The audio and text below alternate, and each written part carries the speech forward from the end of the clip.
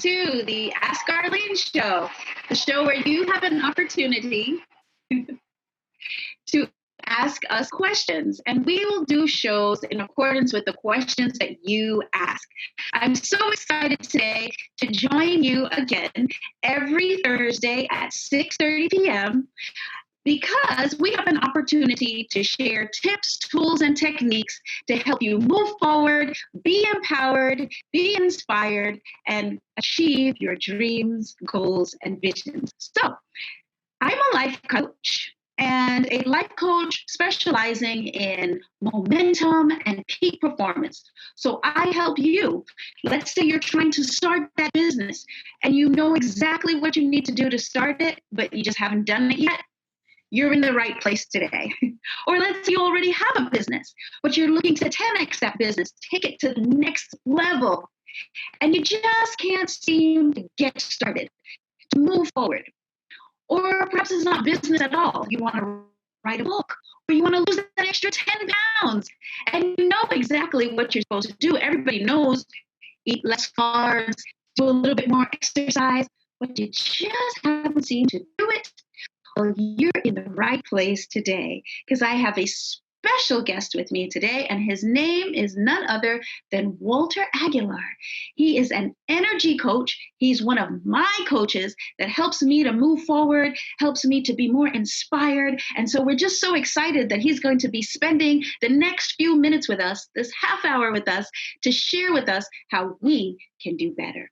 And so one of the things I want to share with you about him before we bring him on is to just let you know that not only is Walter an energy coach, which helps us to perform better and helps us to get things done, but he has actually had a successful marriage of over 28 years, guys. So sometimes people are coaches and they're telling you how you can be successful and how you can win, but they haven't necessarily won or been successful. So this gentleman is someone who really knows how to not just win friends and influence people, but really knows how to stay the course and accomplish the goal at hand and never give up.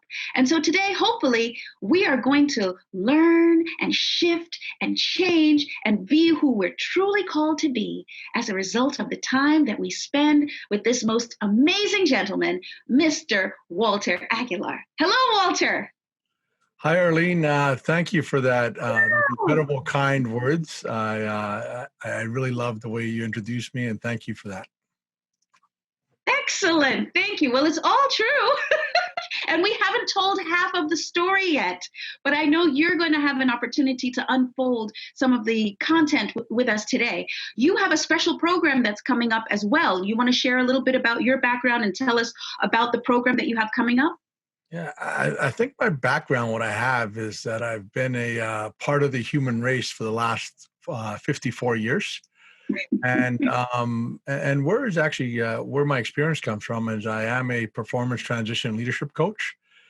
And this program that I've developed is really, it's called Finding a Reason for Being.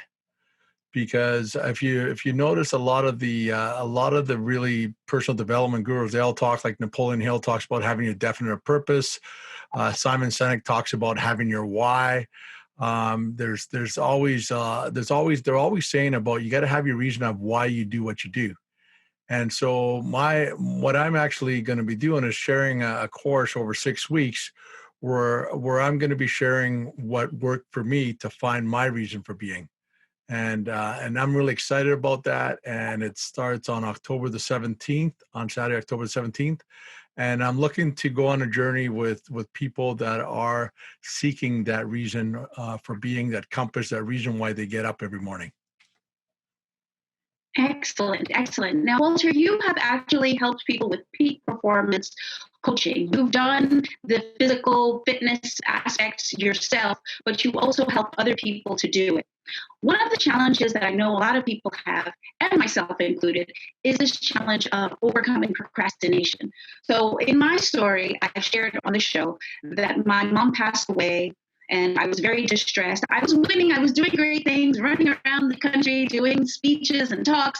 But after my mom passed away, I was really just stuck. And I felt so challenged, even in terms of just getting up and just doing the daily essentials of life. I just felt like one of my major motivational factors was my mom. I did a lot of the accomplishments or made a lot of these accomplishments because I felt like I wanted her to be proud because she had done so much for me.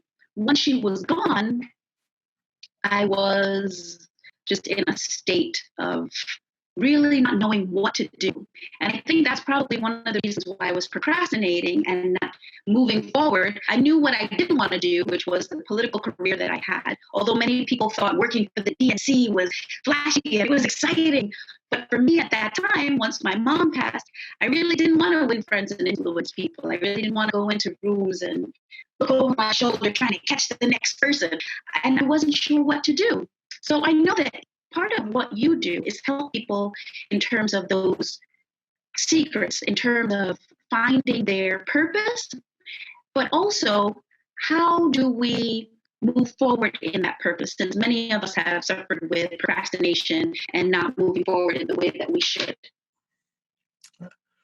Well, I think first of all, Arlene, my condolences for your mom. I know losing a significant parental figure is always a great loss. And something that you said was really interesting. You said that a lot of the things that were motivating you was to make her feel proud of you. And so what actually happened, and from just it's obviously a lot deeper than this for you, but what happened is that motivation that you had, that inspiration that you had, that was driving you, all of a sudden wasn't there anymore.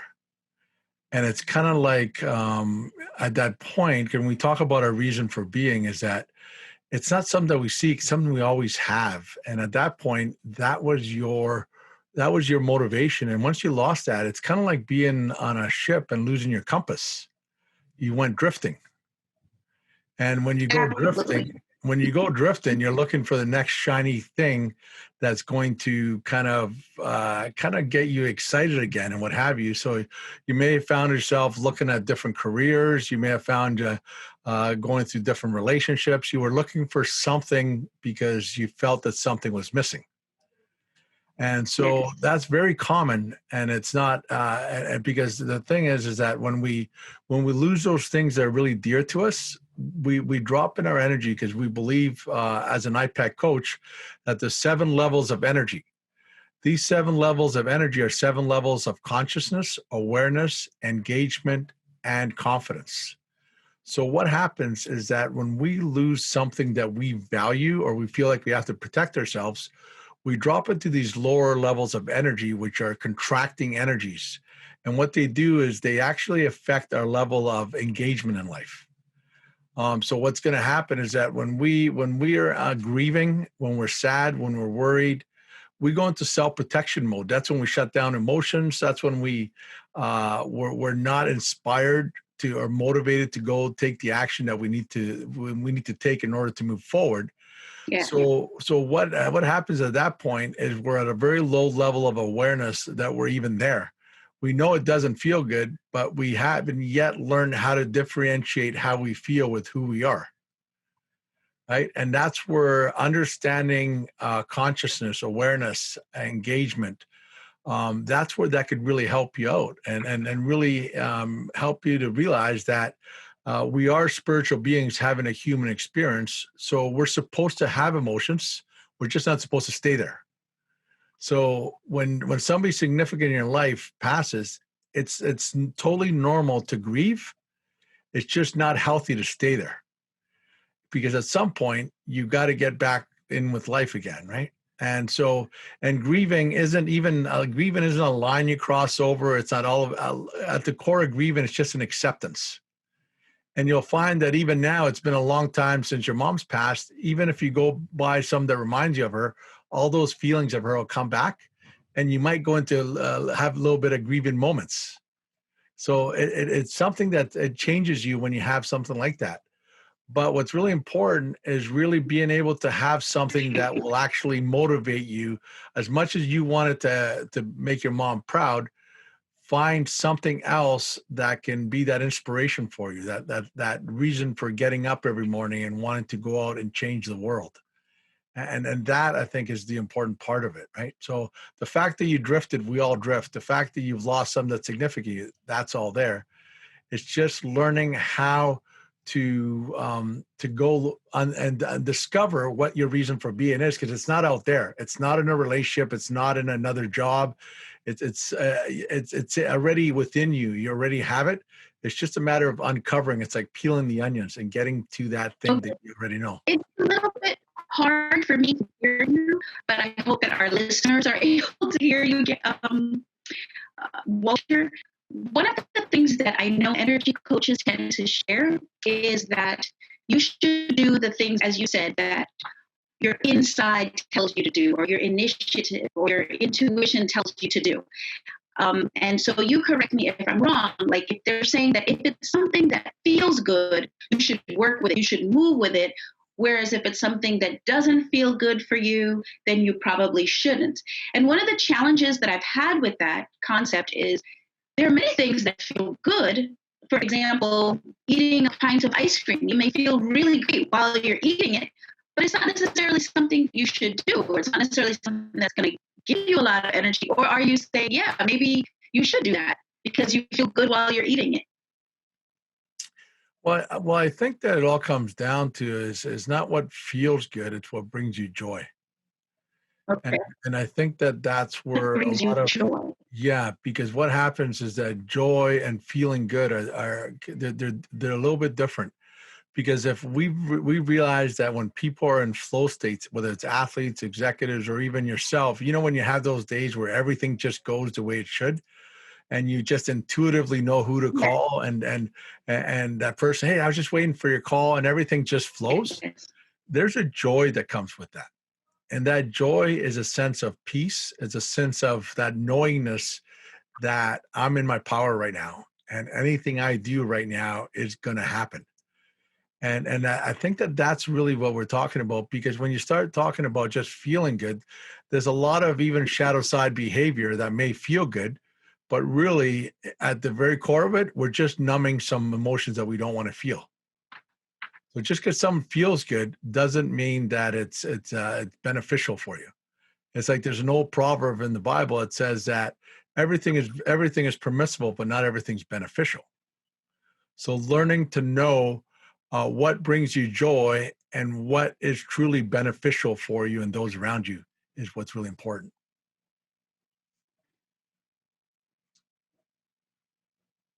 Okay. It's very hard to hear you, so I'm not really sure what you said, but I'm sure our listeners hopefully can hear what you said. No, Moving on, I know that one of the key things you do, or key things that you talk about in your programs, because I've listened to you time and time again, is in this department of leadership. And you always help people to move to the next level. So if you're wanting to accomplish something, let's say your dream is to have opened up a salon for yourself, and now you're merely working in a salon. The next level would be to go out there and purchase this salon and just level up, as they say, but you just haven't seemed to do it. Would you say that, as many coaches do, which is to position yourself and just begin doing it, even though you may not know where the dollars and cents are coming from, you may not know exactly where the facility is, but you begin moving forward and put down whatever it is that you have at this time to put yourself in that position versus waiting until you're ready? So do you say that, or would you say it would bring you more joy to stay where you are and just work toward accomplishing the goal at hand and not be stressed? Because if you step out in just initiative right now, you're probably going to be in more of a state of stress than you would if you didn't do anything. I think first of all, we have to understand that every person's journey is unique. It's unique to them. And that when you are looking to make a move, it's important for you to understand where you're at in your life, and how committed are you to stepping out of your comfort zone. Because when you're inspired to do something, it's going to require you to get out of your comfort zone. And when we talk about the comfort zone, we gravitate to that because, as a lot of the neuroscientists says, is we gravitate to the familiar and predictable. That's why a lot of us stay in our comfort zone. To go and do something different requires you to do something different and have to deal with different feelings that you may not have on a regular basis. Right. So I think that you first of all have to take inventory of where you are in your own life and your own personal development. And if you have to stay where you are and do more work on yourself to get yourself ready to step out of your comfort zone, then that's the right answer. If one of the things that some people have said is sometimes the best time to do something is when you don't think you're 100% ready. And the reason for that is because that's going to give you the motivation to do the action that's going to be necessary. So there's a couple of different trains of thoughts, right? But the one thing you don't want to do is you don't want to wait till everything's perfect, because there is no side. Perfect is an ideal that doesn't happen, right? So I think most important is, are you willing to step out of your comfort zone and deal with all the challenges and the adversity that comes with living an inspired life? Because when you get inspired life, you'll have a new thought. You won't know the how, but you know that's the direction you want to go. And as you walk in that direction, because of your energy elevating and vibrating at a higher rate of higher energy, you're going to attract all the people and the circumstances to you, because you don't attract what you want, you attract who you're being. That's why it's important to take care of the inside first, if you can, and then take the action. Okay. So I think the portion that I did hear was that once you begin to move, the people will come to you. The items that you need in order to manifest this particular thing will come to you. Yes. And you will have more energy to move in that direction as you begin moving. Like the momentum that we were talking about. Yeah. That's momentum. And you'll also, as you start moving, you'll also begin to understand if you like the process at all. Sorry, excuse me. So once you start moving, if you feel that there's no flow to it, and you're not really enjoying it, you'll know right away that maybe that's not a direction you want to go to. But that, again, goes back to knowing yourself. Once you know yourself, you'll be able to go there. Yes. What are some things that people can do, or that we can do, in order to position ourselves so that we will have that inspired thought and have that inspired movement? I think the first step is to really start thinking about what it is that you really enjoy doing. What is something that you could see yourself doing 5 years, 10 years, 15 years from now? Think about who it is that you'd like to impact. Who is it that you really would like to have an impact in, and what do they want and need? Are you contributing to the common good? Is this something that is going to bring you joy at the heart level? Because anything that's not done in love from the heart comes from fear, and fear is full of obligations. And what will happen is that everything that you'll do from fear, you'll feel like it's an obligation, and that's a lower energy level, and that in the end will not be sustainable. So it's got to come from the heart. Okay, I love what you said about it being a heart thing and not a feeling of fear and obligation. Many of the people that have come on the show that I have selected are people who I feel truly coach from the heart and truly reach out and connect with people from the heart.